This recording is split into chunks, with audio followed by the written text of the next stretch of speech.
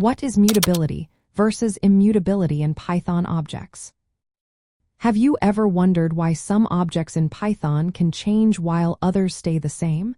This brings us to the concepts of mutability and immutability. Let's break it down in a simple way.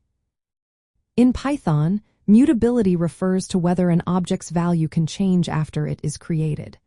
Mutable objects allow you to modify their contents without creating a new object.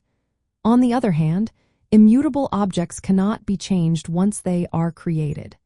Any modification requires creating a new object altogether. To understand this better, let's look at what an object is in Python. An object is a data structure that holds data and has an identity and type. When you assign a variable to an object, that variable references the object. Now let's talk about mutable objects. Examples include lists, dictionaries, and sets. For instance, with a list, you can add, remove, or change elements without creating a new list. The identity of the object remains the same even though its content changes. On the flip side, we have immutable objects, which include integers, floats, strings, and tuples. Once you create these objects, their content cannot be altered. For example, if you try to change a character in a string, Python will not modify the original string. Instead, it creates a new string object with the new content.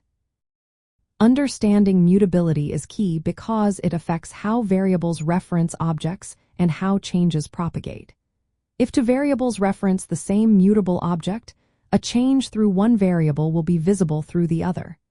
This behavior does not happen with immutable objects since any change results in a new object. There are some interesting details to consider. For example, tuples are immutable, but if a tuple contains mutable objects like a list, you can change the contents of those mutable objects.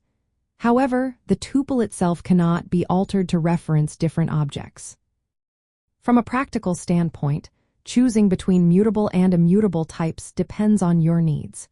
Use mutable objects when you need to change data frequently and want to avoid creating new objects repeatedly. Use immutable objects when you want to ensure data does not change.